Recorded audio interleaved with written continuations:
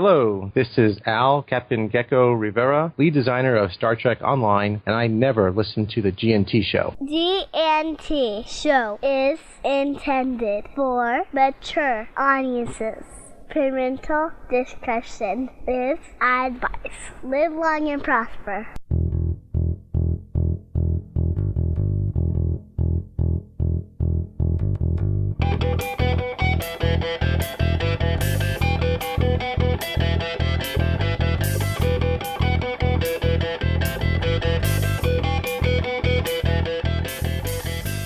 Our friends with benefits. Speaking of having a good time, Terry. Dayton broke the GNT show. This is now the David Mack Appreciation Hour. You assholes. What is it about this guy that people love him so much? With his purple velvet cape and his crown. I thought it was a little much when he had us carry him in the studio on a throne. I am awesome! Look what I have done! Look what I have brought upon the world! There is an urge to go nya. I heard rumors that you might be working on something else, but we won't pry much. I was going to say I'm going to pry a little. Dare you! How dare you ask me to change it? Do you not understand the majesty of my genius? And the guy sitting next to me looked at me like he was, like I'd crapped in his hat. Yeah, it's the professionalism that sells the show. That's right.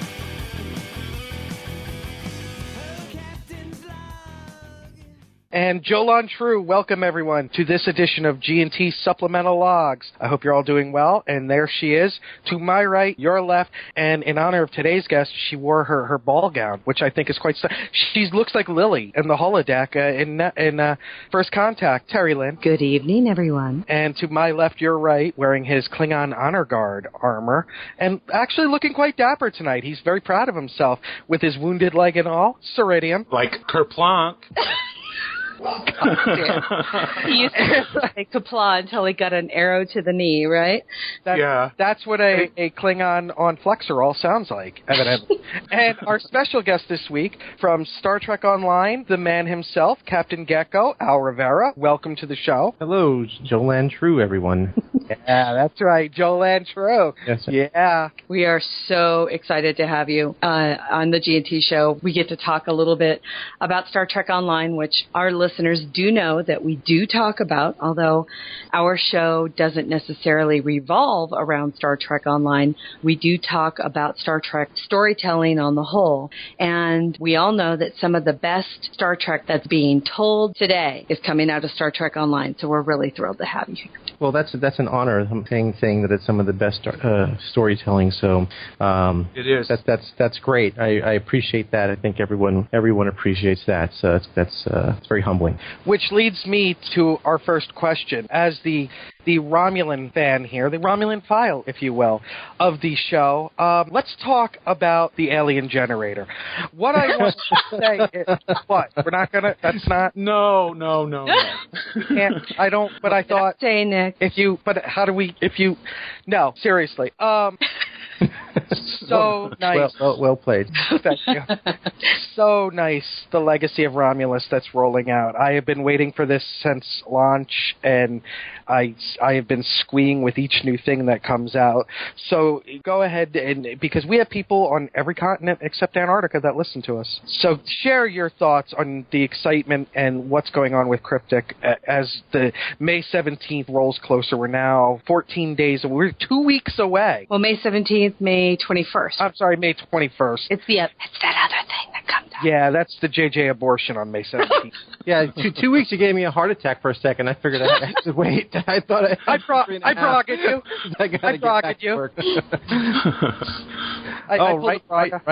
Right now we are, we are in such, just all hands on deck right now. It's so busy, and there's so much that's out. And next week we'll be releasing a whole bunch more content and more story and more features and ships coming out next week, I believe, if everything goes according to plan. And it's kind of hard right now to kind of keep our eye on everything because because things are just going at a mile a minute, and everyone is working really, really long hours and really fast, and there's new Klingon content coming out and new Romulan content, and it's just a fevered pitch right now, and so it's really exciting. We also just released, Neverwinter just came out, so there's a lot of attention over there, and so it's a really, really crazy and exciting time at Cryptic right now, and it's a really exciting time for Star Trek. I know I'm just so excited about getting this out. I know it's just going to knock it out of the park, and we're just going to love it. Are there just cans of Monster and Red Bulls scattered around the Cryptic offices? No, I don't. Energy drink of choice. No, I don't think so. I don't drink energy drinks, so I don't. I'm sure that I think there's a lot of. We have a coffee machine that's a Starbucks coffee machine, basically on tap, that fresh grinds and makes whatever thing you want, mixed with cocoa or whatever. So I think that machine gets hit up quite a bit because that's free, and it makes a pretty good drink there. So I think people are pretty hopped up on mochas and frappuccinos right now. Tell the truth. Does Kestrel drink a lot of coffee? No, I don't think that she does. She's actually on a. She's the company has a free, not a free, but they supplement a trainer, and she's been really on the ball lately, going to seeing a trainer daily and really watching her food. So she's been really good lately. Wow, awesome. Yeah, so that's kudos to her. She's been really. I don't think she's been eating a lot of coffee. Oh my gosh, we love Kestrel around here. We do love Kestrel around here. There is no doubt. We're Kestrel fans. I saw a tweet from you today that kind of stumped me, and I didn't even. There's over 200 ships in the game now. I did a quick count because I made 3 new ones today, and I said I'm curious as how many are in here, and I counted it was 237 unique playable ships in Star Trek Online, and I said because all that data, the core data is in an Excel file, and Excel is starting to really choke on me every time I want to open it, and it's like 75 megabytes or something. It's really big, and it's like, wow, this is so slow. How many ships are in here? And so I checked the files, and it was 237. Now, to be fair, a handful of those, on second thought, were duplicates, but only the lockbox and low-buy ships, because any ship that the exact ship is shared between Klingons and Fed, we actually have to make 2 copies, because otherwise you end up in Earth space. Klingons end up in Earth space dock, which has happened a few times. And then we lose Admiral Quinn, and it's just a mess. Here she goes together. So, but that only accounts for maybe about less than a dozen tops. Still, that's pretty amazing. Let's say ships that are currently in the game, as of counts with Legacy of Romulus. So that's all. Okay. Yeah. So that's all small crafts, all Starfleet, all the fighters, the shuttlecraft, all the fleet ships, all the lockbox ships, all the low-buy ships. Every one of those, with the exception of, like I said, about maybe a dozen duplicates. That's not models. Models, there's more of them. Some ships have multiple skin variants. That's not the models themselves. It's just individual, playable, unique. Wow, I saw that tweet, and I think my jaw dropped. I was like, I can't. But thinking about it, there are a lot of ships in this game, and ships aren't for people who've never played STO, because we do have listeners who have never played STO, although we tell them why not. If they do play another MMO or something like that, we always remind them ships in Star Trek Online are more than just mounts as they are in other games. It's almost like having a completely separate character. It needs its own weapons, it needs its own personnel, it needs everything that goes with it. So I look at them almost as almost a separate character. And it's like a new class. It's as though when a game releases like a paladin class or a new thief class or a new barbarian class. That's really what it is, because you get although all the ships have certain categories, class categories, whether or not it's a carrier or a science vessel or a cruiser or an escort or a warbird, that's just kind of one category, but the gameplay changes a lot from some ships to other ships. There's a lot with 230 some odd ships. There's some that are very similar to each other as far as in gameplay, but there's such a breadth. You can pretty much kind of pick your style. There's so many. It's getting hard hard to keep coming up with new ships and new styles because there's only so much resolution we got. So coming out with warbirds and Romulan ships gives us a little bit of breathing room. Some of the Romulan warbirds has very similar stats, for instance, to some of the Federation ships or the Klingon ships. So we get to duplicate some of those stats a little bit because it's warbirds, so now they have singularity cores and singularity powers, and so it's get to riff on that and kind of revitalize a lot of the same stats. But we're always looking for new mechanics. That's why carriers let's do carriers. When we did carriers, and we didn't do them for a long time, because now we can do so many new things, and that's why I want to do broadsiders too. So it has a completely different mechanic of broadsiding. So which is just going to be a trip. That's just going to be a trip. And since you say that, we had a question submitted to us by Matt Miracle, who asked if there's a possibility of a fleet version of the Galaxy X. Yes, I've been talking about that for a while. There is definitely a fleet Galaxy X. It's actually mostly done. It's just we haven't released it yet. There's two reasons we haven't released it yet. Number one is we don't just throw out ships when they're done. We release them at a good cadence because when you want to get the most popular, get the most bang for the buck, and there's a lull in ships. It's like, okay, let's feature this and try to get everyone to want to desire that particular ship. The other thing is that when we did the Galaxy, the original Galaxy retrofit, it came with saucer separation. And if you haven't played Star Trek Online, and shame on you, but you haven't seen the glory that is saucer separation in Star Trek Online, is something that I don't think any MMO has ever come close to achieving, to actually have your ship separate your entity. It'd be like playing WoW and have your head fly off your body and start shooting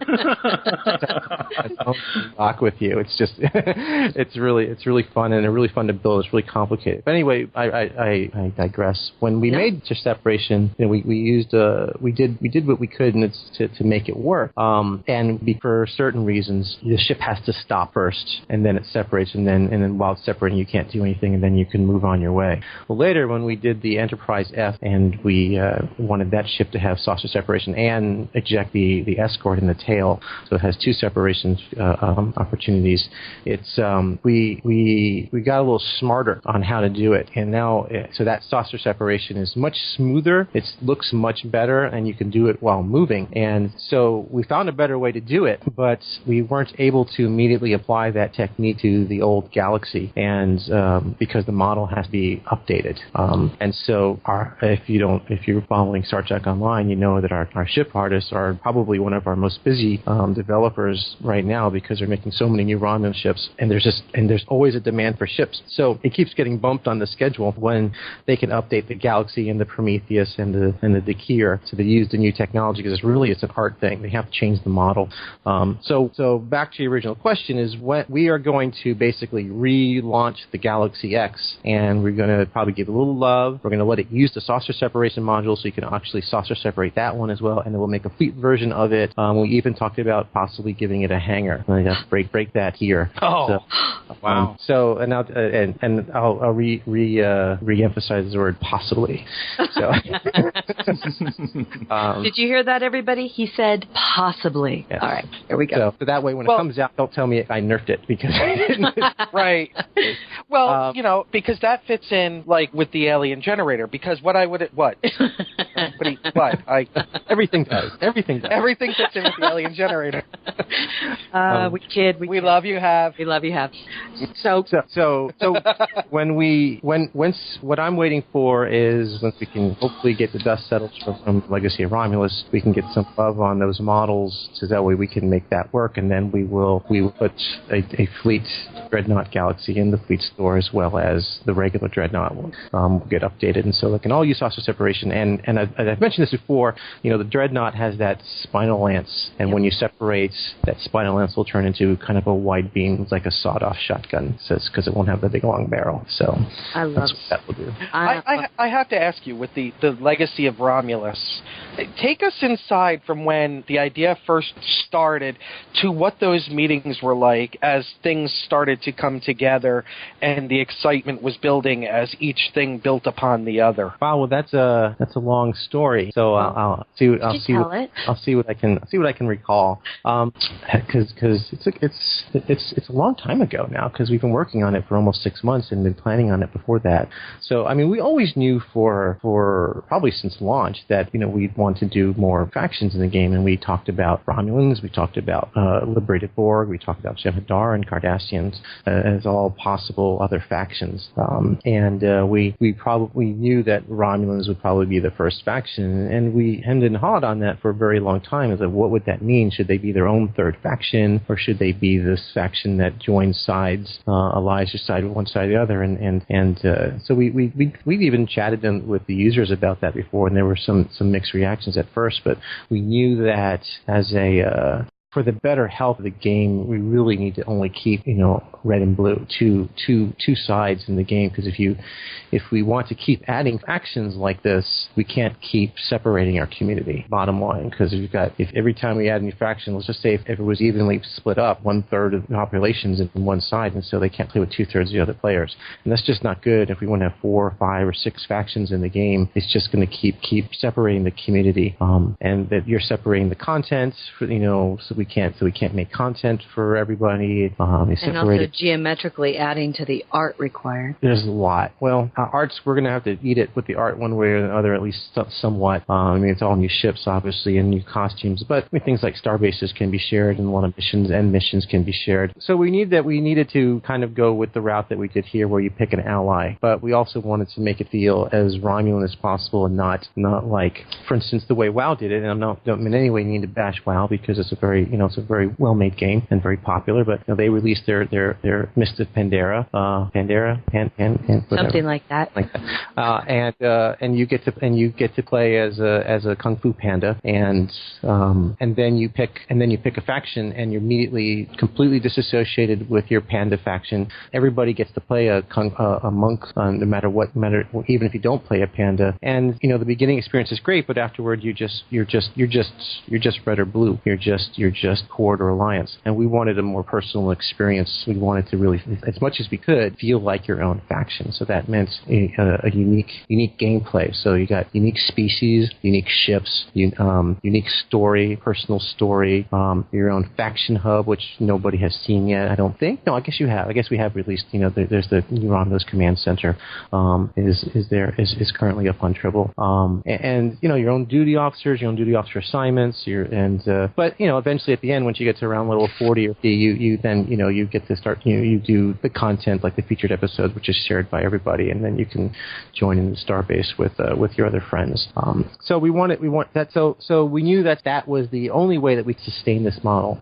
But we didn't know when we would do that, and then we went free to play, and Star Trek just continued to do better and better with a lot of help from Perfect World, and so we got the free to play was great. We had a great cadence with microtransactions. The game was making lots of money, and more people were coming and playing it, and then we said, okay, the first thing we need to do, we need to stop we needed a better end game. We didn't have a solid end game, so a lot of people were leaving at the end game because there was nothing to do. So that's when we added fleets and reputation, and now there's too much end game, right? There's plenty to do. At the end, there's so many options. You log in and says, I want to work on this, I want to work on this. There's always something to do. So we did that. Now, what's next? We had decided, well, Perfect World knew from their experience a lot that the best way to attract new players or to re-attract previous players who hadn't played before is to add a new faction. And so we knew what that was going to be, and then that's when we decided that's when we tried to figure out how we were going to do it. And we knew that we were going to do Romulans at that point. And so that kind of dovetailed into the anniversary event and getting Denise Crosby on board.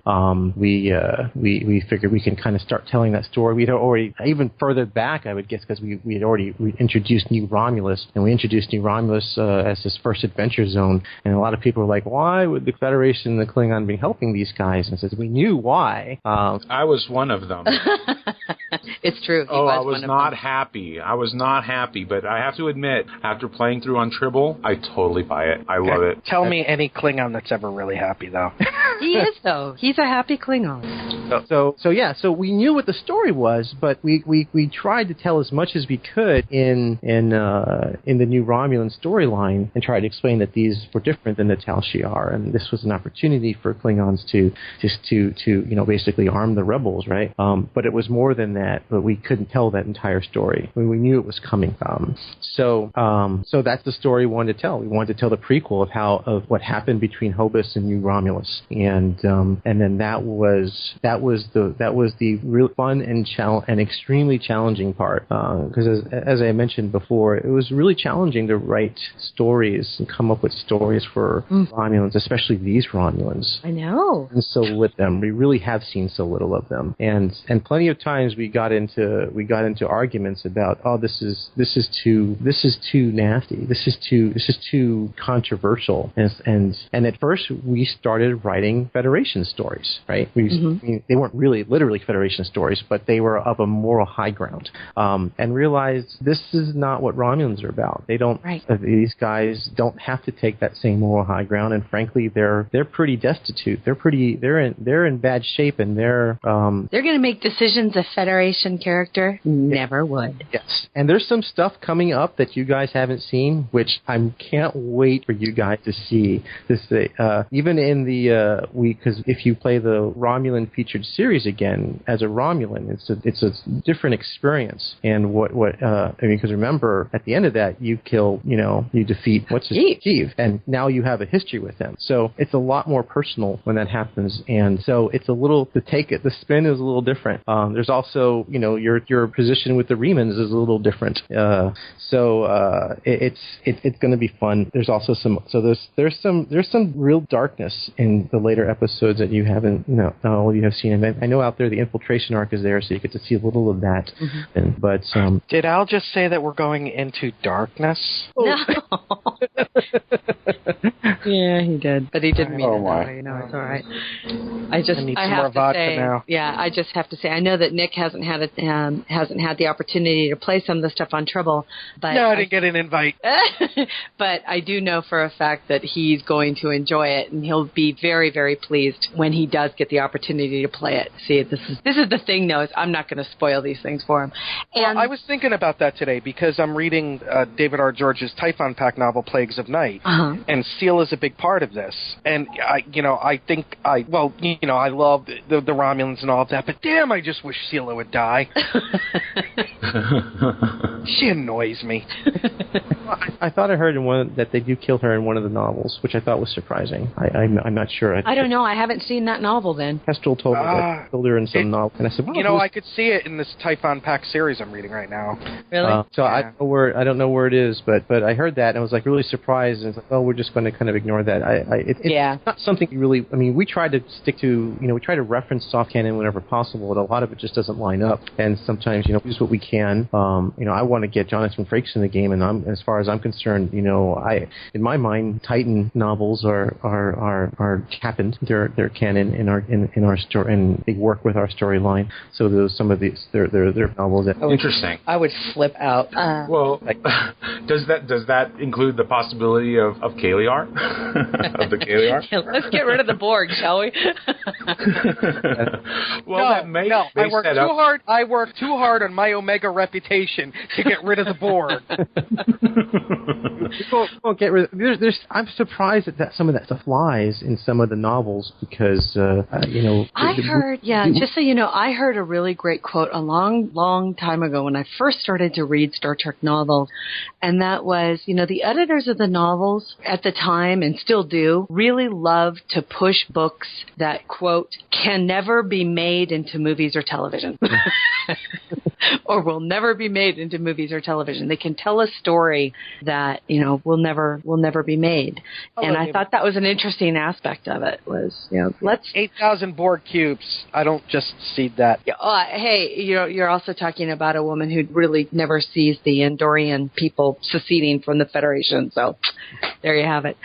So Al, what is some of the questions that we have for you are going to, like I said, kind of take on this more general idea about storytelling. Let's talk as much as we can. Yeah, when it comes to what G&T does, and that is, we explore that deeper world of Star Trek storytelling and how those stories come to life, not just by the people who write the stories, but also for the people who work, like in films, like we spoke with Steve Neal, who is an effects artist.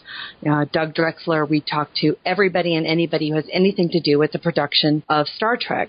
Seeing as the Star Trek Online is, in our opinion, just another version of a Star Trek production, your involvement in Star Trek Online is a quintessential role in Star Trek storytelling. Can you explain to some of our listeners who may not be very familiar with what an MMO is or what Star Trek Online is, what a lead designer's job is and how you work with your team to bring a new form of Star Trek to life? Wow. All of a sudden I feel a lot of pressure. Like I have a responsibility that I don't usually necessarily think about. Just to give you a quick overview, I have a background. I've been in Cryptic Studios for 10 years, and I've been in games for maybe 16 years or so. My background is as a systems designer, which means, like for instance, I started as a systems designer in Cryptic and City of Heroes, which means I made all the systems. So I made like the superpowers, the items, and anything that was the character classes. While a content designer will do like the missions and the story and the maps. So I look at things very systematically, and I generally tend to look at them that way. Which side is the brain at? The right or the left side? I think it's the right side. I can't remember. So when you ask me the questions, I automatically start to think about it in a system. So we have a hierarchy. We have Dan Stahl as our executive producer, and he is basically he's in charge of the project. He reports to our directors and CEO. And do you have to call him Your Excellency? No, just Admiral. That's fine. Okay. So he runs things from technically from a strategic level. So everybody has bosses. So the directors in Perfect World says this is what we should be doing, and so he kind of lays out this is what we need to do. This month we're going to release this. This month we're going to release this, and he's in charge of approving decisions that the leads make underneath him, and the leads are myself as lead designer, an art lead, and an engineering lead. So he'll present, for instance, for like when we're working on this expansion, Legacy of Romulus, that the strategy that we're going to go forward, and we have time because production is generally in charge of schedule. They're in charge of time, what we can do. So he works out. We have enough time for this many episodes. We want to get in adventure zones. That's going to take this much time. What are the things that everyone wants? Well, we want this system. We want this system. And they strategy. Okay, this is what we can do in this expansion, and this is what the priorities are. And then the leads then can take it from there and start working out the details of what that's going to be. As a designer, I don't work autonomously. Even as a lead designer, not only do I still get approvals from Dan, but I have to work with the other leads and as well as the subordinates that my subordinates. I have the lead content designer, for instance, that reports to me, and I have to work really closely with him, and I work closely with the art leads in deciding what is it that we're going to do. It's not a dictatorship. Everyone kind of has input on what's going to happen. So at a very high level, Dan will say, okay, we're going to do Legacy of Romulus. We can do this many episodes. This is how much time we have, and then it goes to the designer. Says, well, this is the story we want to tell. This is the story we can tell. These are the ships we can do. How many ships can we do? What do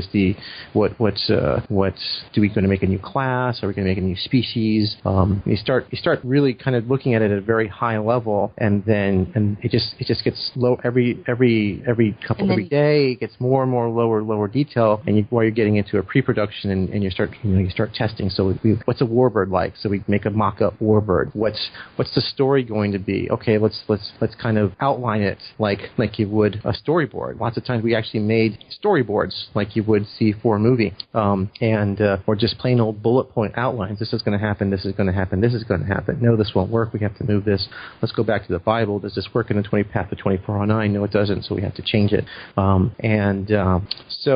it's a very iterative process. It's a very I've never written a book. I never worked on a movie. I have no idea what that process is like. I know that this was a very collaborative process as far as writing a story for it. This was the most that I ever got involved in a story, in a major story arc before. I worked with Christine very closely. We worked together on the Path for 2409, and the other two ones I worked really closely with was the Doomsday Machine and the City on the Edge of Never, and those were ones that I worked really really closely with. But I generally don't really work that closely with story details until that much. I'm pretty much a keeper of IP, but I'm not the only one that has that kind of knowledge. Christine Kestrel is a huge IP database. So it's good to have that. But this time I got really, really involved with it, and so did Dan. And we really were. Everyone was really invested in this one. I have to ask, with regards to the personal nature of the story that I have seen so far for Legacy of Romulus, and I do mean personal. In the fact is, so people who haven't played, you better play. When you get to play as a Romulan character or as a Romulan faction character, the way that the story progresses is extraordinarily different than it is for the current Federation lower level faction. And I don't know how it's going to end up being for what it's going to end up being for the Klingon faction when that material starts to come forward. But what was it like to sit in a room and with almost I get a newfound freedom to be able to tell a different kind of story? It was exhausting. It's what it was. As it was days and days of literally sitting sometimes in the meeting room for 4 or 6 hours, just hammering out an outline of what that was going to be. Dan really wanted a very intense story-driven approach, and so we were all very happy to do that. It meant that we could do less, right? Mm-hmm. Because that was a lot less content we can do when we're doing something this highly detailed. Every episode is practically a featured episode. Some of them are probably even more advanced and more detailed and more attention. And we worked on that tutorial for almost 4 or 5 months on that one tutorial. So we started a little early because we knew we had a little idea what was going on. We know where we want it to go. We already know what the next featured series for season 9, whatever we call it, season 9 or season 8 or whatever we call it. Whatever you're going to call it. Yeah, whatever we're going to call it, we already know what that's going to be and where that's going to take place, and we know what the next one is going to be as well. So over the years we've always had these kind of story points of like, I want to tell this story. We want to tell this story. Like I've wanted to tell, like Dan has wanted to tell a V'ger story for a long time, and I've wanted to tell a Quadrant story for a long time. And what story? I didn't get that. A Delta Quadrant story. Oh, okay, cool. There's so much rich IP out there that we haven't tapped into. I want to get the Voth involved. So we have all these story points we want to tell, but of course there's always been the Iconian story arc that has been the major story arc, and we know different races that we want to get involved with the Iconians, because there's ancient races and modern races and unknown races and untapped races from the IP that work really well with the Iconians. So we already know where we want to go, and we know so we have this. We know what happened at Hobus. We know what happened in New Romulus. We know where we want to go. So we have already a path. We just need to kind of fill in the pieces in between. And so we knew that, for instance, and spoiler alert here, which I guess we probably should have said from the beginning. Spoiler alert. You are entering a spoiler-filled zone. Warning, there are spoilers in this show. we knew that we wanted. We have a little audio thing that we can put in the front, so don't worry. So great, so we knew that we did. We first said, should we do Tal Shiar? I says, no, we really can't have playable Tal Shiar because because it doesn't fit with them all, that we need to be able to pick basically eventually choose an ally. And Tal Shiar they're just nasty, and frankly, people really, as much as some people will want to, the majority of people really don't like playing the villain. And if you're going to play Tal Shiar, you're going to do some pretty nefarious things. And so we wanted to keep them as the bad guy. So there was this obvious, what happened to the unificationists, and some of them, and not all of them unificationists, but the general population, the Romulans. What is their story? What happened to them after Hopus Star blew up, and what are they doing? And so that's where New Romulus started, and we started with the Tan, who I've mentioned before. I'll mention again. He's the leader of this new Romulan Republic, and he was a student of Spock when on the episode Unification. He was a young teenage boy who Spock gave some of these D&D dice to, that were Vulcan Dungeons and Dragons dice. I don't know what they were. That's what they were. And so that's who this character is, and he was inspired by Spock in Unification, and so wanted the story. And so here's going to start as this, and we're going to see their strife about how they had to rebuild and how they are constantly dealing with the pressure of the Tal Shiar. And we knew we wanted to get Crosby and Sela because that would be a perfect match, and that they would be basically pushing their thumb down on these what they would see as rebels and terrorists, right? And so I think in the true nature of Star Trek, it reflects a lot of what's going on today, right? And that's what Star Trek does really good at, is kind of bringing up social issues about countries trying to fight for their freedom against an oppressive government.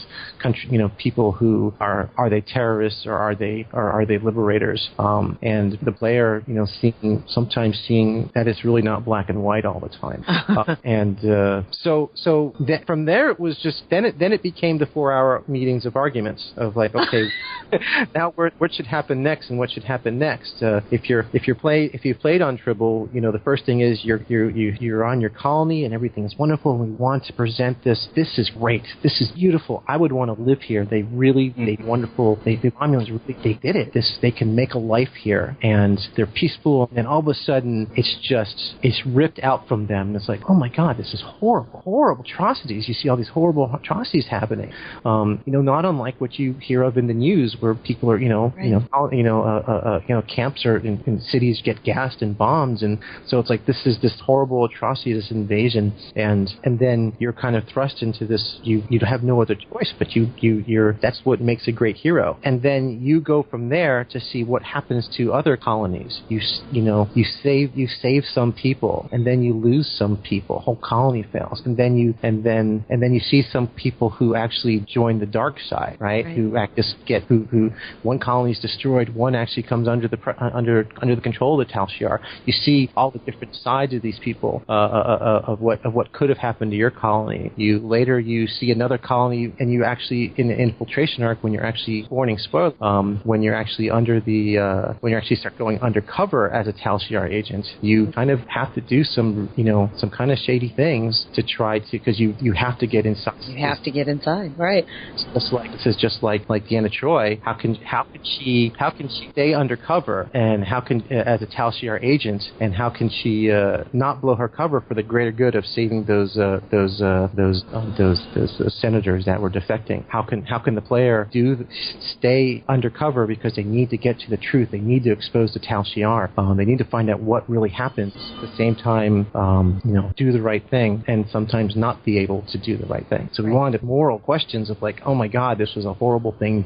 I have to do it. And it's wonderful because it really is a side of that Star Trek, the side of Star Trek that we all know and love, and that is the ability to look at the world as we know it today and to reflect in a mirror what's going on in the world today. But in a situation where, because of the timeline of Star Trek, the Federation wouldn't be able to tackle these kinds of questions in such a personal manner that you've been able to work with regards to the Romulans. And I think that, again, it's just, hats off to you and the entire team, because everything I've done so far, my jaw has just been dropping. I have a suggestion, though. Something that I noticed was missing from the tutorial tutorial.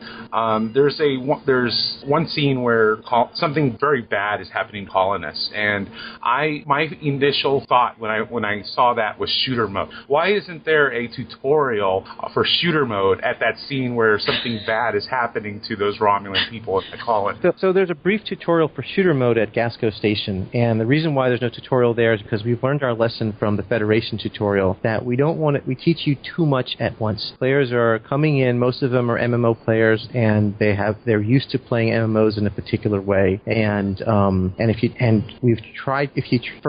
for an existing player, I go and I play the tutorial, and it's a piece of cake. If I go and I fight the end space battle against a Kyiv, I can kill them in like 6 seconds, right? And then they have new players come in, and they're really, really struggling. There's an overload of information and new systems that are coming online, and we basically only teach you what you have to know. So I'd love to teach that there, but we're really just kind of, and I hope it's the right decision, and I could certainly see a reason to wanting to teach it earlier, but most new people, when we throw them at it, don't need it. They don't know it yet.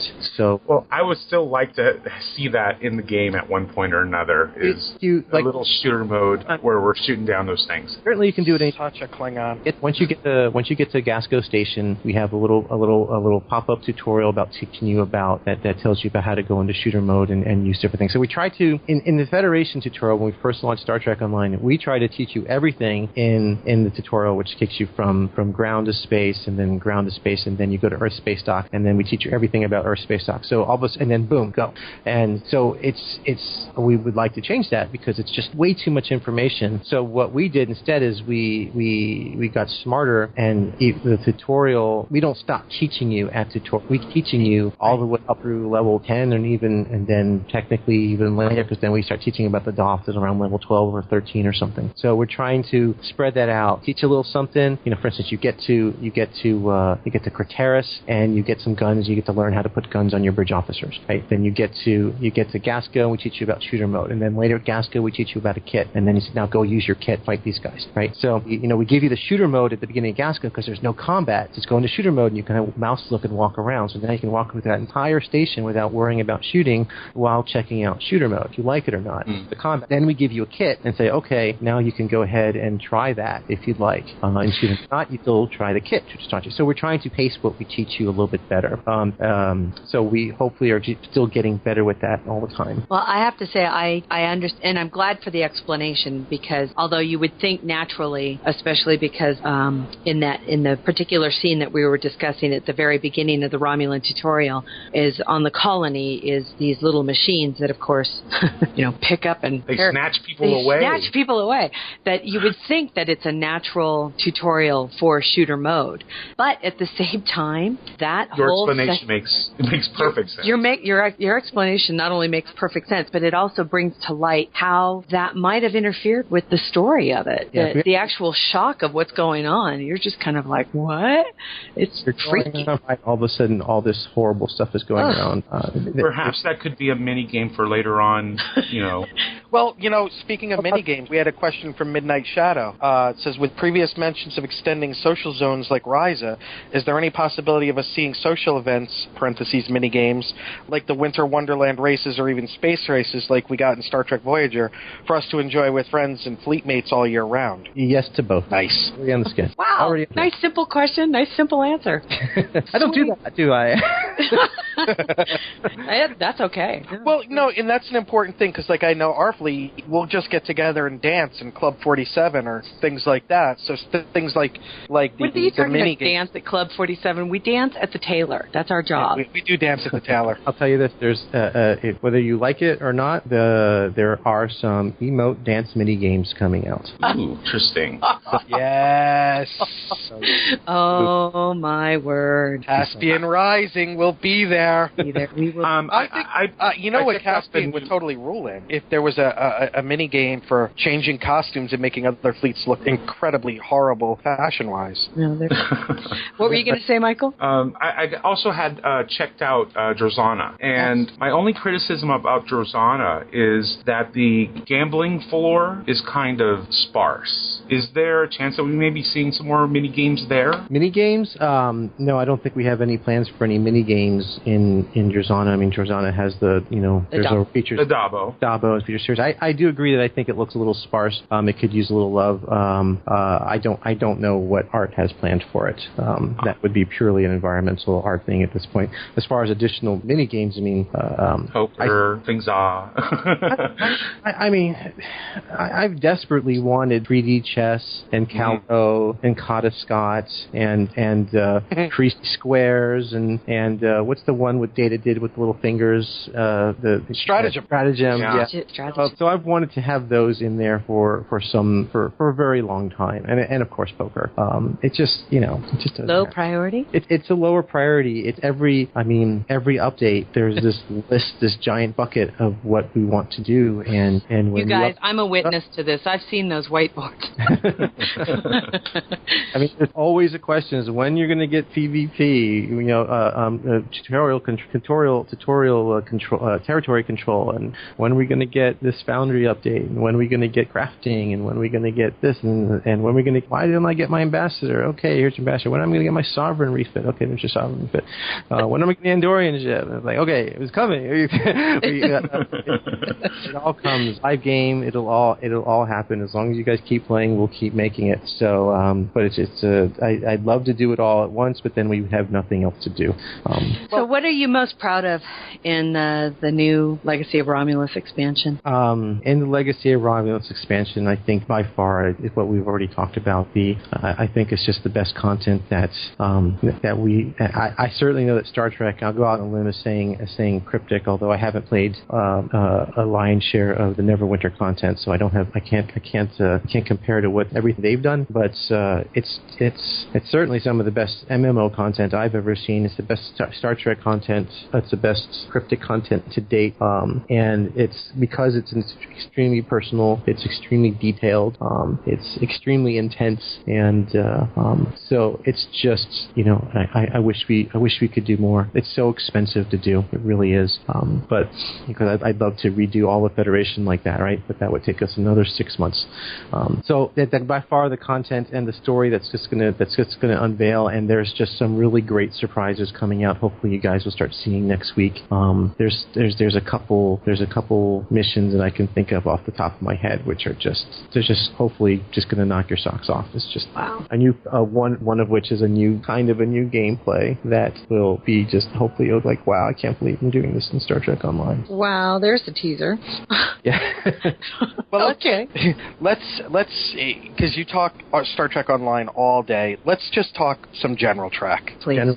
Yeah. Let's. I'm gonna gather you grew up with the Next Generation as your first. No, I grew up on TOS. I'm 40, you did. 40 what? 40. You're our generation. He's young. I think you're still younger than me, sweetheart. Yeah. Okay. So you're. Am I? I'm 40. I'm 44. After Legacy of Romulus, I'm going on 60. Trust me.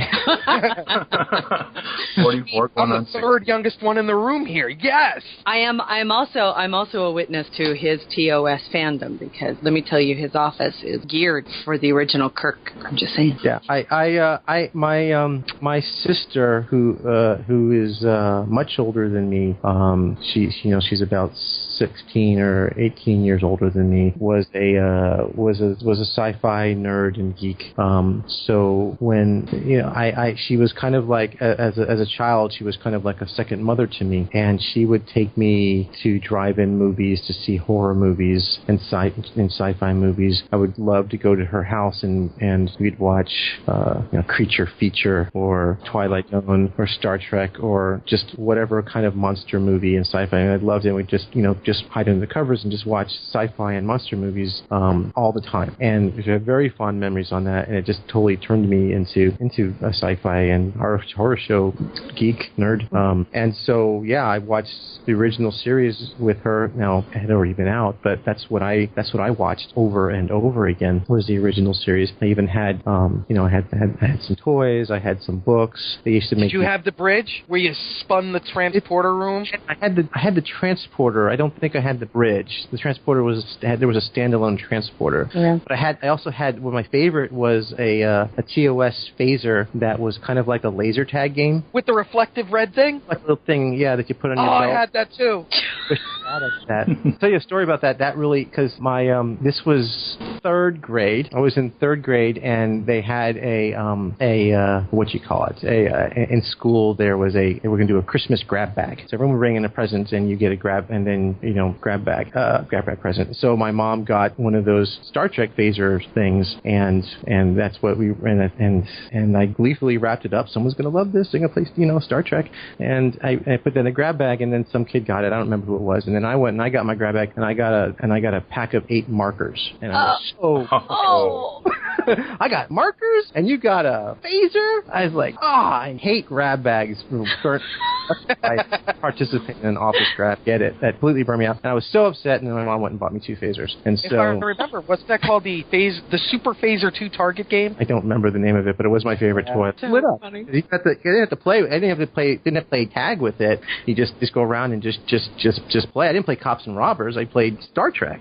Yeah. So I grew up on that, and then of course when TNG came out, I watched that religiously, and then I watched every single episode of Star Trek as it came out. I've seen them all multiple times. When I met my now wife, we were working at Sega together, and when we were first dating, she's just a nerd and a sci-fi fan in the heart, and she's not as religious about Star Trek as I am, but she's a big Star Trek, and we watched an episode of TNG together it was like on every Wednesday night. We watched that every night. We also watched Babylon 5 on the following Thursday or something. So we watched that, and the first movie we saw together was what was that? I forgot. Geez, I forgot the name of it.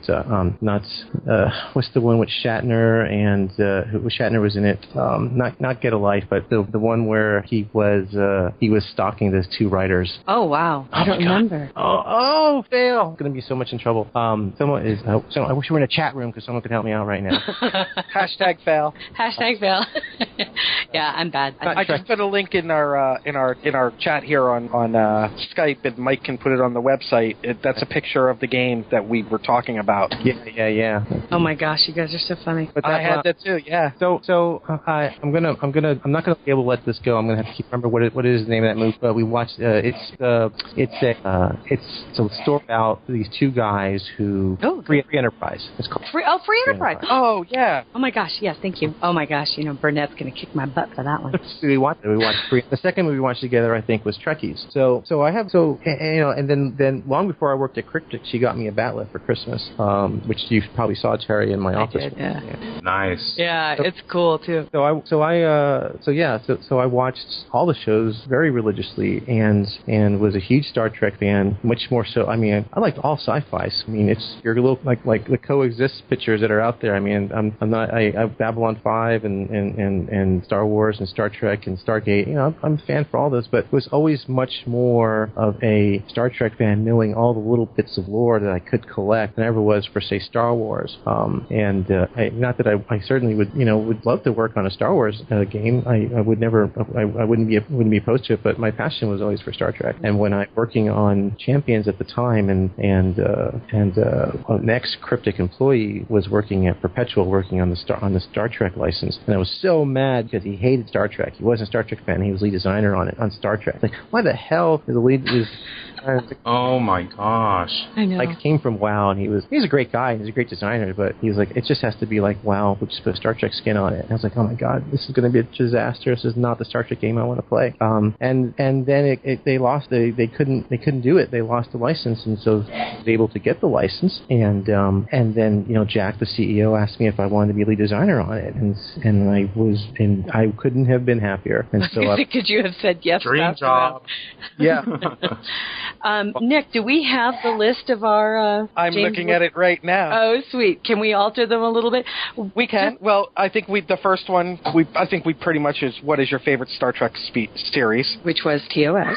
No, my favorite is actually Deep Space Nine. I see. Oh. He's a man of intelligence. The first series and the is TOS, and I actually designed by more iteration TOS than any.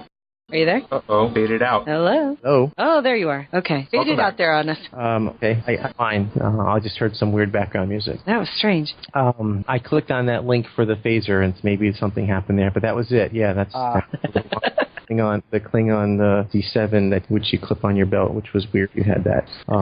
Running around the neighborhood, running through the woods with it. D7 to your belt as target, which was weird. DS9? Yeah, DS9 was my favorite. I just love how they decided to change the way they decided to change the cadence and going from an episodic to more of a story arc plotline, and so which I think was what I heard was in response to what Babylon 5 was doing. So I enjoyed that, and I look forward to that every week, trying to find out what was the story next, which is what I think in some ways hurt Deep Space Nine, because Next Gen you could pop in any day of the week and watch an episode and knew what was going on. If you didn't watch DS9 every day, every religiously, you didn't know what was going on, and people would get frustrated because they just didn't understand it. You had to watch it all the way through in order for the most part. But yeah, the wall of text has really helped Deep Space Nine, or the wall of track, I should say, where people are able to watch any episode whenever they want, pretty much nonstop, back to back. So that is true. The way that they can access it now through DVDs or Blu-rays, or hopefully we'll Netflix. Yeah, Netflix, exactly. What's the next question, my dear? If you could be any species in Trek other than human, what species would you be? If I could be any species, well, there's the geek answer, and then there's the realistic answer, right?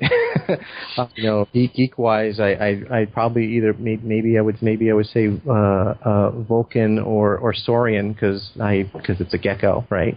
So you don't know. That's awesome. That is awesome. His Federation is a Saurian, and his name is Okeg, which is Geko spelled backwards.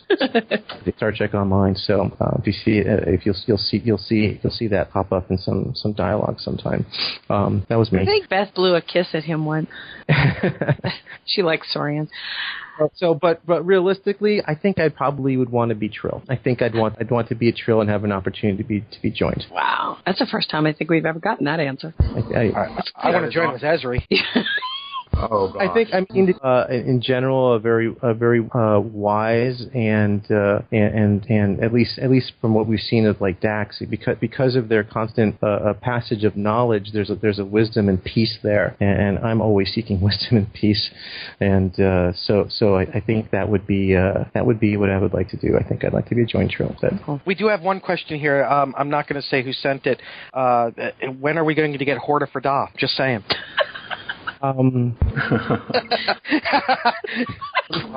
You're welcome, Poison Fox. The Doff Horta is made, but not available. What? But not available. But you will not get a Horta for Boff. Well, that's fine. Yeah, we can live with that. But that's cool. Horta for Doff. That's awesome. Can I tweet that? Can I break that? No, because he says they're not available. Will there be a good story reason why when we get them? There will be a good reason for why you're getting them. What story reason do you need? They're Hortas. They're awesome. We have Shakespearean Doffs, for Pete's sake. I know, right? Reed Rihansu. I know that the Kestrel has. We didn't do it for a long time. We had an opportunity now to do it where it made sense, and so awesome. So all right, this will make sense now. So are they purple? Quality or their color of their skin? The quality. I believe there's probably multiple color qualities. Listen to the tone of his voice, like really Hortas. That's what you're excited about. I'm sorry, I'm laughing so hard. But after 3 years, this is just hilarious. My dilithium Horta that I launch all the time, Jewel. She's part of me. I actually just improved that dilithium Horta for you. I went through and updated a lot of those device pets, so they use much better AI, and they will no longer just disappear on you in 60 seconds. They will stick around they work a little bit more like they will work a little more like security officer. They'll stick around as long as there's combat going on, and then at the end they won't fade away. They'll actually just beam out with like your ship. Oh, that's cool because I use them all the time in Mindtrap. Yeah, so they're just a little slicker now. The Portas and a few other of the combat pets. I did the same thing to the Magatu and a few others. Oh, that's awesome. Very nice. That's cool. That's very cool. That is very cool. What's your next question? Yeah, I'm looking at them because I don't know if you know, Al, these questions we came up with, we call them our James Lipton questions, if you've ever watched Inside the Actor's Studio. And these are ones that we give to the authors. So I'm trying to tailor them for you. Like the next one is, if you were given the opportunity to write an open-ended book series based on one character in Trek, who would it be? So let's change it. If you could bring a character into the game, kind of in an open-ended way from the series. That would be that you could do a recurring and have them come back on a recurring basis. Who would you pick? Well, I'll tell you why that's a really hard question to answer because you want them all. As a lead designer, the choices that I would make it'd be hard to separate. My personal choices are a lot different than what would be the best business choice. So you could do both.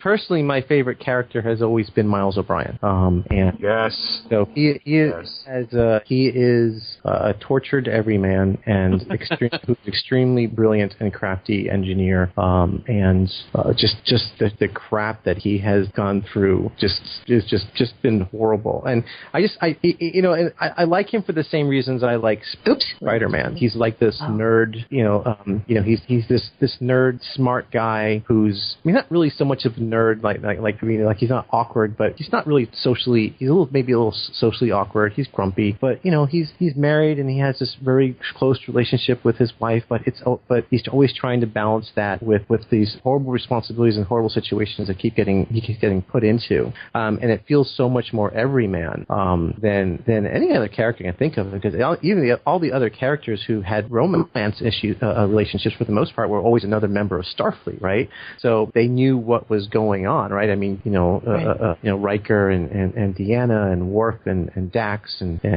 so, but this was, he's married to this woman who's just a civilian, and so I really thought that was, I always liked his character for that reason. I don't know if that'd be the right thing for Star Trek, because when I'm looking for a character to bring to Star Trek, it's kind of, we want to look at someone who's going to bring the most bang for the buck, who a lot of people are going to be really excited to see and experience that character. I think right now, I probably would say Riker. Bring Jonathan Frakes involved, and because I think that there's a lot that we can do with him. Honestly, I might even revert that and maybe say having Brent Spiner come in as Data, because since he is basically immortal, we can kind of do whatever we want and explore a lot with his character. Explore what maybe he tries to rebuild Lal, his relationship to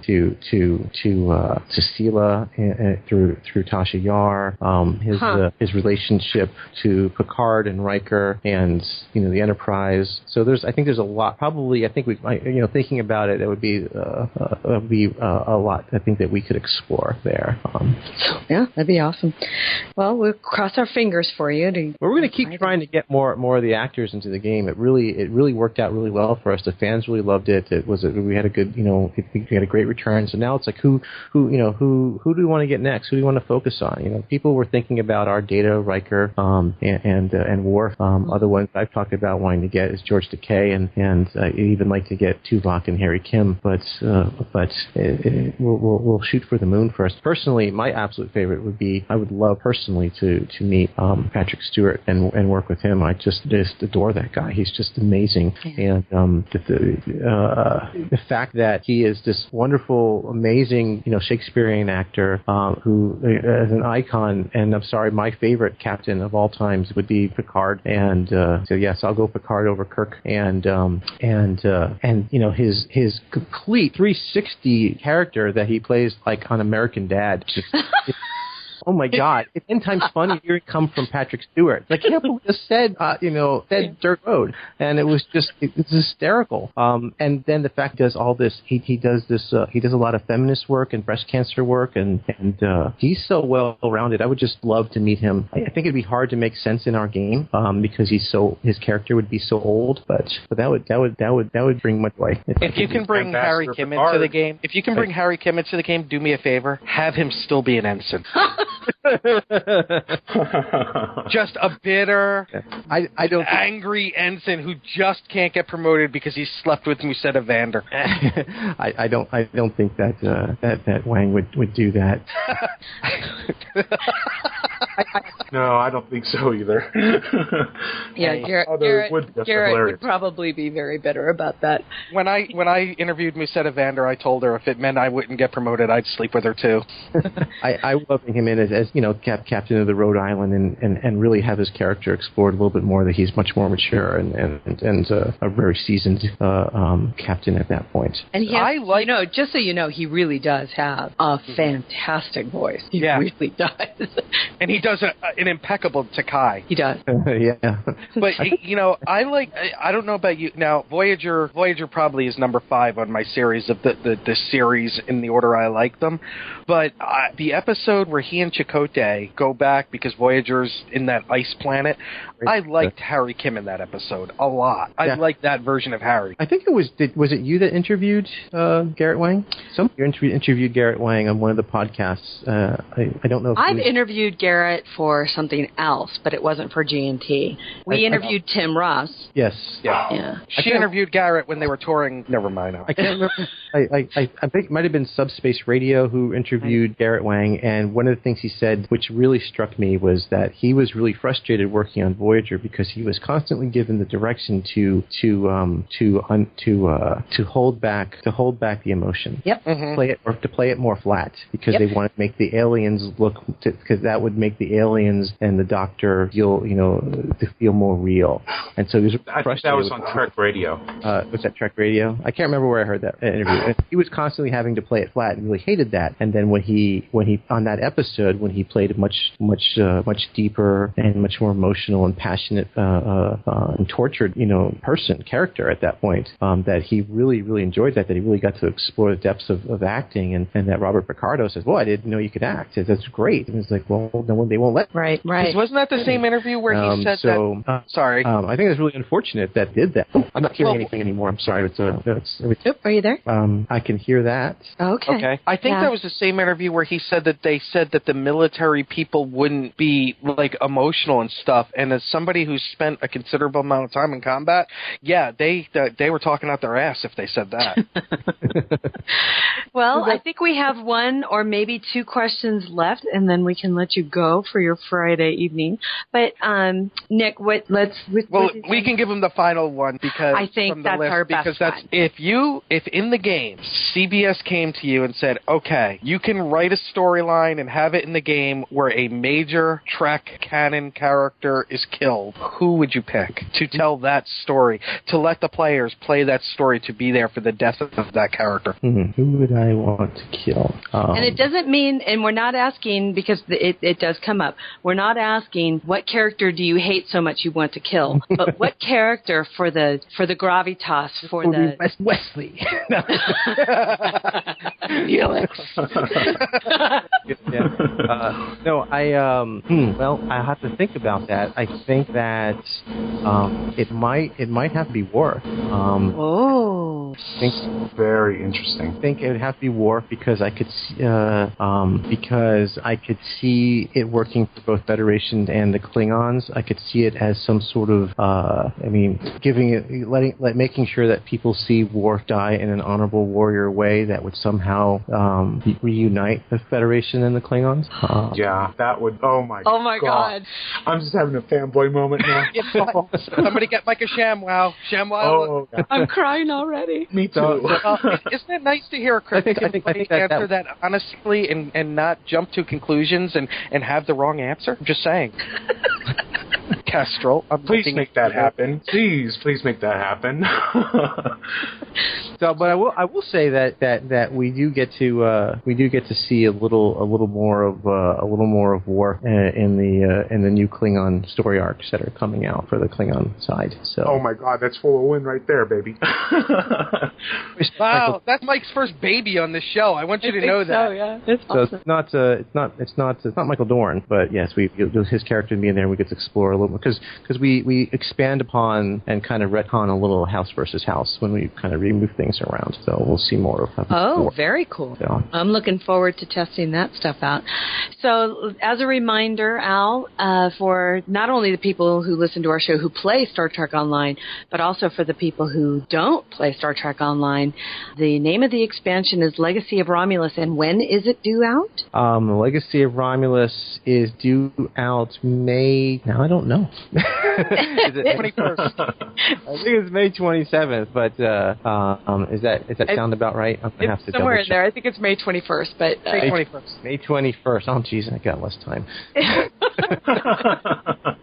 So it comes out May 27th. Also, if you haven't caught the latest Star Trek magazine, I think it's out, or we got advanced copies maybe. But the latest Star Trek magazine will be out soon. Get a copy of that. We've got a couple articles in there alongside of J.J. Abrams' new movie Into Darkness. We have stories that have nothing to do with each other, but it's a pretty big magazine, so you get to. And so it's kind of part of the whole strategy of planning the release of Legacy of Romulus alongside the launch of the new movie. And for our listeners, that is true. The Star Trek magazine, which is the summer edition, the U.S. number, I believe, is number 44. I don't know what the U.K. number is because they do have different numbering systems. You can get it digitally through your favorite digital carrier now. So Star Trek magazine, that's either iTunes, and I'm not sure if they're Kindle carried or not, but I think we didn't even get a chance to ask about our favorite captain, Terry, in the game. You can ask whatever you would like. The captain of the Enterprise, or as I like to call him, Captain Don't with me. Sean? Captain, or are you talking? Is that what you're saying? Sean, yeah. Loving Sean. I love loving Sean. Warping into some place and hearing they picked the wrong system to pick on. I'm like, yeah. We do adore. Two Odysseys. Yeah. Two Odysseys. Now, see, I think it's great that I'm flying the Kamari right now. So, Christine and I really to get it was time that the Enterprise had an alien captain, and definitely. And I love the fact it's Andorian. Yeah. And not the least of which is you're also talking to three of the people who were definitely a part of the fan group that was pushing for a female captain of the Vortosk. Yeah. So yes. And about that, I don't know if I got to talk a little bit about this on podcast UGC, but I don't know if you got a chance to hear it. I had to issue a little apology because of the minor snafu over the crew of the Vortosk crew. The character art was messed up, right? Oh, right, because the captain, God, what was her name again? No, it's not Karen. It sounds like Karen. I can't remember her name. Do you remember her name? Forgot her name now. Is it Karen? Karen. Because it's like Karen. That's right. It's Karen. In the blog she was young, and then in the game she was an old woman, right? Mm-hmm. And so she's daughter of Gilka. She shouldn't be an old woman, right? So that was just a terrible, unfortunate bug because when we built when we built the episode, when we built the anniversary event, that's the tour of the Vortosk, we didn't have the costumes, so the content art designers placed just some random costumes that we just had available, just as placeholders, and until the artists get their new costumes and hook those up. So we placed them, and then we waited for Art, and then Art made new costumes, and hooked them up, and we played it, and okay, they're working, everything's working, and we gave that, and the costume was given to marketing, and they made the screenshot out of it, and then it went live, and we didn't think much of it again, and then we found out that there was something wrong. We loaded up the game and internally, and because you can just run it locally, and it seemed fine, and realized that with the artist, the costume was checked into what we call branch 30, which is basically the Legacy of Romulus branch, and the costumes weren't checked into the live branch 25, which is with the holodeck branch. So we looked at it and it seemed fine, and didn't realize that it wasn't in the earlier branch, and that's which went out live. And QA didn't know what the costumes were supposed to look like, and so they saw costumes and it seemed to work. And so by the time we noticed it, the event, by the time we were able to get a out, event was already over. So she's not supposed to be an old woman. And actually, all the crew have all unique costumes. So there's the Orion and the Gorn and the other Klingons all have unique costumes that were made for them. So oh wow, exciting! I'll check it out next year. So we'll see them next year. See them next year. We've talked about. I'm back in some sort of episode beforehand, so you can see them, right? But just kind of a little retcon. She just had a bad day that day, so I don't know. You just, it's like it just. She had been to Grethor, coming back. But personally, I am so excited to see what the first 20 levels of Klingon content is going to be like. As well as obviously the Romulan content, but the Klingon content has been long. It's been a long road. So really, we're very excited. Really, do you want to start that argument, Mike? Hey. Let me set expectations, and so you understand what to expect when Legacy of Romulus goes live, and what kind of content to expect. So this is a Legacy of Romulus expansion. This is a Romulan expansion, and the team's major focus has been on Romulan play, and so we've raised the bar incredibly for our content and our story and the attention to detail, say it's in the tutorial. And by far, the Romulan content will be far superior than Klingon or Federation content. It just is.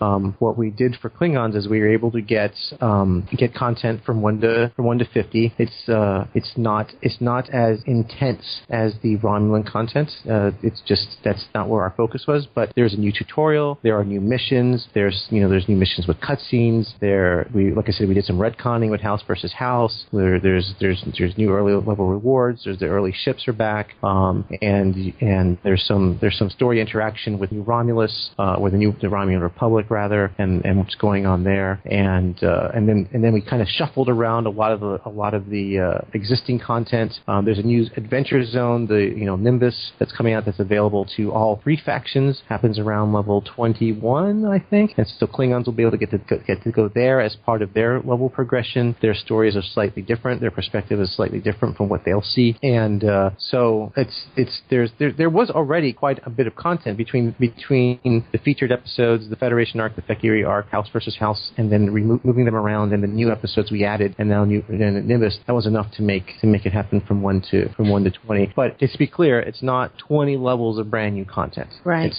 That's not what it is. But it's just a little things a little rejiggered a little bit, and do you foresee a lot of Romulans align themselves with the KDF? Personally, I don't. Mm-hmm. I personally don't. I think that most Romulans will probably play the role of the unificationists and want to join the Federation. I think that most people, most Star Trek fans, are just will want to go route. I think you'll be surprised when I tell you that my first instinct was, at least through how I played the first 11 levels on Turbo, my first instinct was to go to the KDF. Yeah. So, but we put more of the story on KDF. Yeah, it was awesome. To try to make this clear. I mean, these guys really need muscle. They don't need politics, right? They need and there's a much more.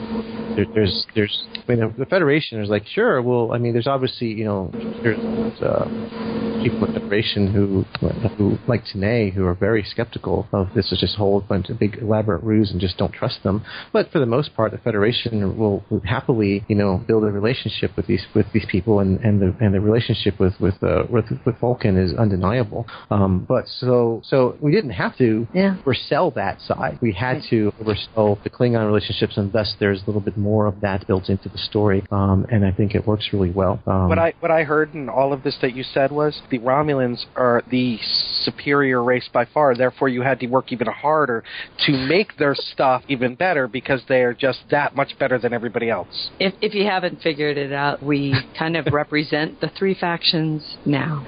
That's great. Yeah, that's true. That's true. But I will say I'm going to have two Romulan faction characters. I will have one on the KDF side and one on the Federation side, just to see the difference, because I don't play KDF at all.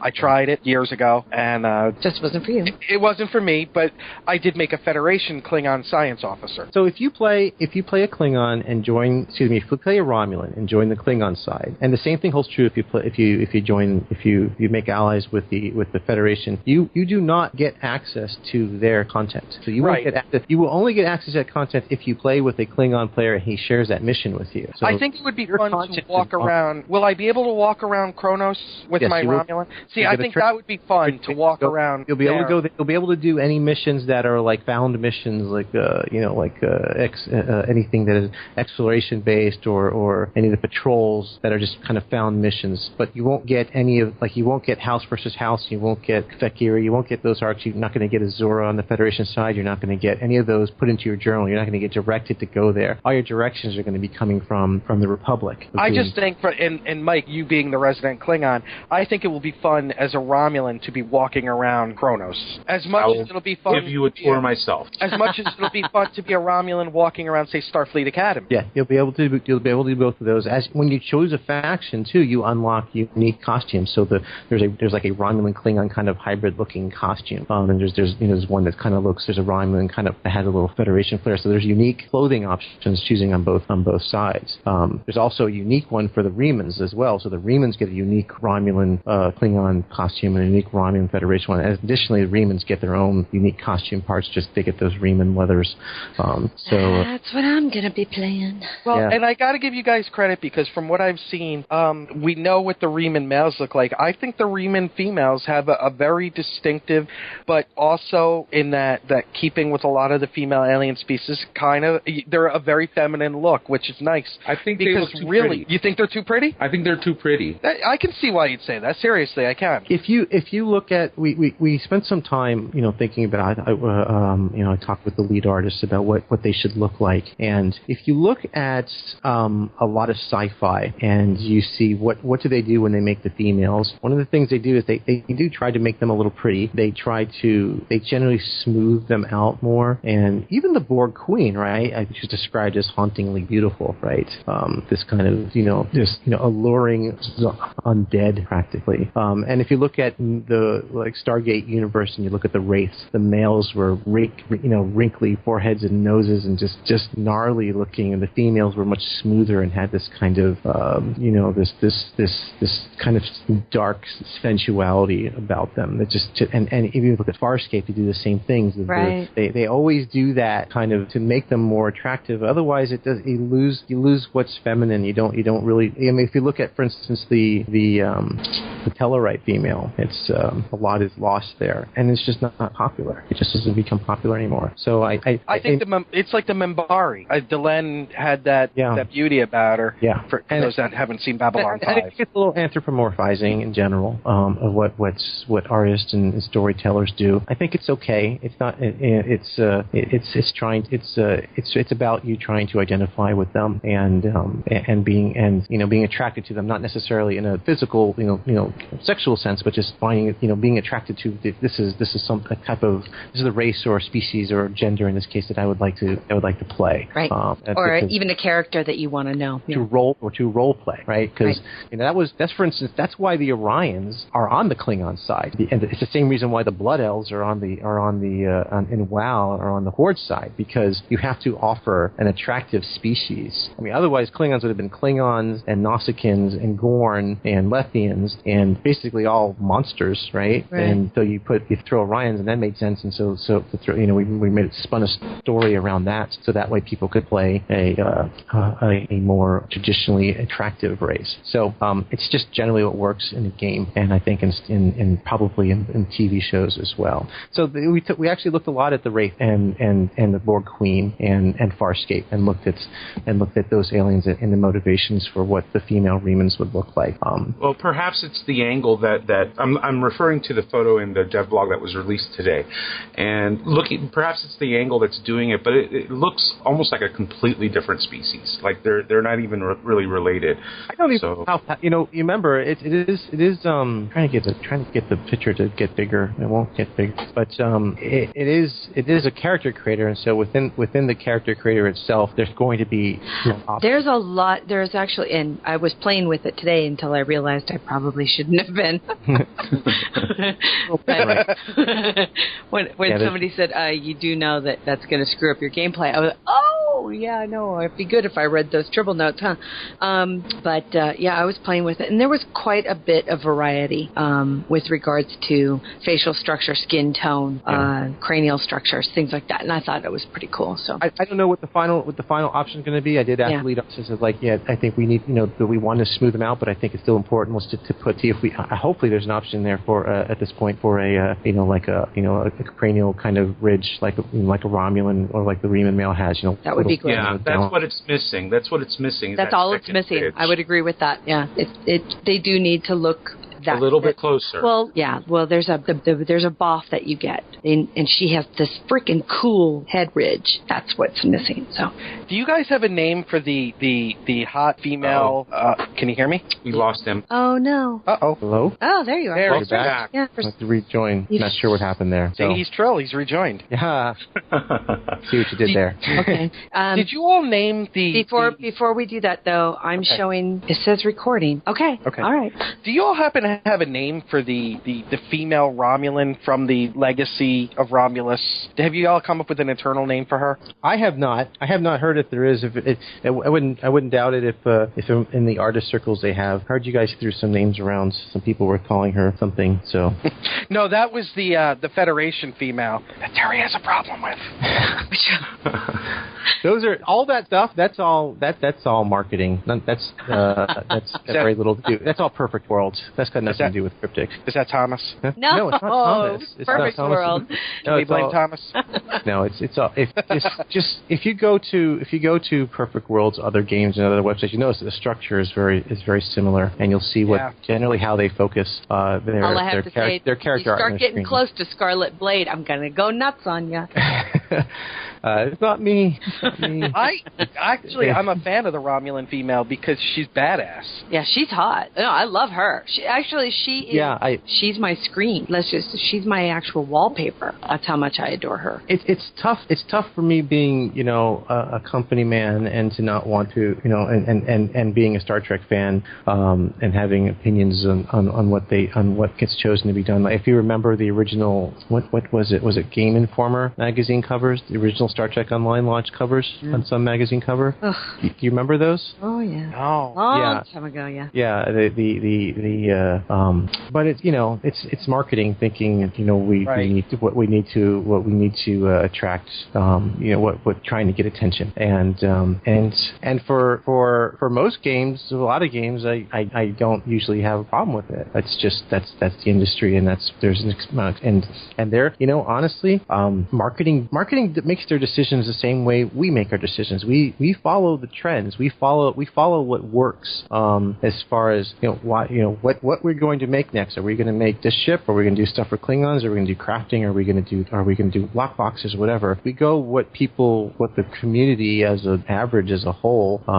They get to vote by their wallet, and they get to vote by what they play. And if they like something, we make more of that. If they don't react to something, we don't make much of that. And you know what? Marketing does the same thing. And there's a lot of studies. There's a lot of ridiculous metrics about if you put a sexy girl with her boobs hanging out, people will click on it. So that's what it is. And it's just some games don't have a problem with it. I wish we didn't always necessarily do that with Star Trek, because it's very personal, right? And I don't think but that's what I like about her is she doesn't have her hanging out. The Romulan one. No. Yeah, she's a warrior. She's a Romulan. Yeah. And the look on her face says it all. Yeah. You know what convinced me to get the legacy pack? And this is going to be. Was it my sensual voice on the last podcast? Sure, that too. I was hoping it would be. This is really stupid. It wasn't the 30 keys, which I can use. It wasn't the Nemesis uniform. It wasn't any of that. It was the Rihansu title. Oh, really? Fascinating. Yeah. That's the titles are one of the few things that are not going to be available in the C-store, from what I understand. No, it's unlikely. We never sell titles like that. Yeah. Remember, they're tied to always something else. But I love the book series Rihansu so much that that sounds like a Christine thing. She probably is the one who came up with that. Oh yeah. I can tell you. See, I can forgive her for her other transgression then. I know. What transgression? Oh, she wanted to kill off Ezri. But she wanted to kill Ezri? Yeah, she hates Ezri. No, she doesn't. Does she really? I'm pretty sure she hates Ezra. Yeah. I know she wasn't a big fan of her being on the Vesta or the Aventine rather. Oh, the Aventine. So, Nick is in love with. She doesn't like. She's not a big fan of what's Chase? Trill? No, not everyone loves Jadzia. Yeah. Chase Masterson's character, Lita. I'm a big fan of Lita. So. Well, I think we have done. You went over. Actually, this is probably one of our longer interviews. Our supplemental logs are usually about half this length. Yeah. But This is nothing. I do this in a year. Are you kidding me? This is a quarter of a podcast UGC for him.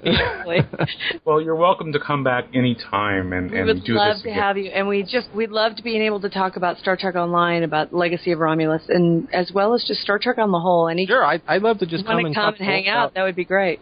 I'd be happy to just come and just talk Star Trek. Well, I'll tell you what. After the movie, talk episodes. That's what I was just going to say. We're doing a round table after the movie, so we can all talk together. So it's a tough one. I'm trying to avoid. I'm glad we didn't talk about too much because I don't want to. I'm trying to avoid spoilers. I went and I saw Iron Man last night, and the big extended trailer came out. I just had to plug my ears and pull my cap down. I don't want to see anything. All these people in the theater going la la la la la. Yeah. I don't want to see anything. So I don't want to know anything about it. I read the Countdown comics, and CBS was tight-lipped. Nothing affects us, so they don't need to tell us anything. Yeah, sorry, it's really, not like last time. Well, yeah, last time it was surprise. It's really interesting. The whole J.J. Abrams Star Trek thing is very interesting. I listen to you guys, and I follow you Terry on your tweets, and I know your opinions on it. I for the most part share them. I don't despise the show, as though sometimes I hear some people for me, and it's hard being not really a member of CBS, but being part of Star Trek, the Star Trek business, to be careful about what I say. But in general, this is my opinion, and my wife hates me for this because, like I said, she's not as passionate about Star Trek as I am. So she loves the movies. She absolutely loves the movies, and I think that they are, at least the last movie was a good, if not very good, Star Trek. Not Star Trek, very good sci-fi action show. Absolutely. I think that the first 10 minutes of that movie with Thor was honestly when some I of the saw best that I've ever seen. Yeah, the best Star Trek I'd ever seen. That was like that sacrifice, and that scene was like this. I mean, I felt it in my gut. This is gonna great. And then it was the kid in the Corvette with Beastie Boys, and then the whole thing became 90210 to me. It just really changed. It really changed, and then I'm going a little bit of hyperbole. It just stopped becoming Star Trek for me at that moment, and it became a sci-fi ship movie, which I enjoyed, and I'll enjoy the next one, and I am looking very much forward to seeing it. Yep. But yes, great summer popcorn films. As a Star Trek, as a Trekkie, it doesn't resonate as Trek to me. It doesn't. The characters are they're not motivated by exploration and the fundamentals of what Star Trek is about just going out there and exploring and bettering the mankind and sacrifice and exploration. Kirk has got a chip on his shoulder. Spock has got a chip on his shoulder. Bones is there because his wife left him. Scotty is there because he didn't want to be at the ass end of space. Nobody's there for no one's there for Trek. And Uhura is. I guess. I don't think we poured enough of her. Pike is. He's not one of the main characters. So and I still bugs. One of the things that bugs me is at the end of the movie where Kirk, Nero is getting sucked into the wormhole, and Kirk says, your ship is compromised. Let us beam aboard. And Spock is like, let's let him die. And Kirk's like, well, we have to do this for Romulan relations. And then Nero says, I'll never do it. And he says, okay, great, let's leave him. You know what? Kirk would have never done that. Kirk and Spock would have done everything they could have to save him. Honestly, in my opinion, and that they would have saved him despite him. I mean, the fact that Kirk in this Klingon Captain Krug, kills his son, tries to murder him on this planet. He's fighting him to the bitter end, and he's defeated him, and he puts his hand out and says, "Let me help you," right? And that was Star Trek. That's Star Trek. And at the end, he finally was like, "Okay," he tried. He says, "All right, screw it, had enough of you," and he kicks him off the side because he really had no choice. But that, and so those things don't resonate. And then, yes, of course, now I've been listening to the USS Vengeance on chatter. It's like, yeah, I kind of have to agree with that. I haven't seen it. I don't know anything about it. Don't say anything about it. I just now heard the name of the ship and says, yeah, that sounds like a terrible name for a Starfleet ship. But I say these arguments to my wife, and she's like, you're just like those guys, because like I hate it when I watch The Walking Dead and I watch X-Men and the nerds and I say nerds in a very loving way. The nerds at my office don't like it because it's not like the comic and it's not this. And I was like, I don't really care. I think it's a great story and love it. And they hate Walking Dead and they hate the X-Men movies and because it didn't do this and Jean Grey's this and blah blah blah. And I was like, well, but it's wonderful. I love it. I love Walking Dead. And so I told her, she says, you're just like those guys who read the book and can't like the movie. And I'm like, and I can't get her to understand it. So the moral of the story is that in the end, who cares? I don't care because the bottom line has revitalized the franchise. It has, and that's what it was supposed to do. More people are watching it on Netflix. More people are buying the DVDs. More people are playing Star Trek Online. More people are becoming Trekkies. Younger people are showing up at Trek conventions. It's doing what it was supposed to do. It made money. It will because of that. It's the same thing. It's the same argument about people not liking lock boxes. You have them there, and it revitalizes the business. And now maybe we'll see another series, right? And so it's from your mouth to CBS's ears. Yeah. As a fellow Walking Dead fan, I have to ask: don't you love Maggie? Just the Maggie. Wait a second. Maggie is which one's Maggie? Glenn's girlfriend. His girlfriend, Maggie. Oh, yeah, I guess so. I mean, what do you mean? Just love her? I love the character. I think she's one of the best characters on the show. I think Glenn is my favorite character on the show. He's grown so much. Glenn is my favorite character. Come on, Daryl Dixon, Daryl and Glenn. Daryl is probably the best character written as far as his change, his transformation. I'm really curious to see what he's going to do now that the recent events have happened. I hate that I have to wait till October to see what happens again. There's so little of that show. I don't know if you don't watch the show, do you, Terry? From what I've heard. Oh, I can't. It's not that I don't I totally understand the compelling story part of it. It's the other aspect of it that my brain just can't resolve. Too violent? Yeah, I can't handle violent gore, stuff like that. Never could. But yet, when I was over her house, she put on a snuff film, so I don't understand. Yeah, that is so not true. You're talking about a girl who had nightmares after E.T., okay? Stop it. No, you didn't. Oh, I totally did. I had a walk-in closet. I had to shut my closet door after that movie forever. I can't have, because and that's where I kept my stuffed animals, too, is when E.T. came out. And I was like, see, this is our show. This is the neurosis we put up with on our show. She can't have open closets because of E.T., not Poltergeist, but E.T. Poltergeist? No, that was a swimming pool issue. Poltergeist is far. For me as a child, it was the Omen that really the pants. The Omen. Poltergeist. Look at a fence now with those little spiky things without. What's that? Can you even look at a fence? And through which one, when he plugs his arm through it, or when he falls on it? When he falls on it later. I was thinking of the priest. Yeah. The priest that's through the spear, got javelin from. Yeah. See, for me, the first movie that gave me nightmares was, and I saw it in the theater.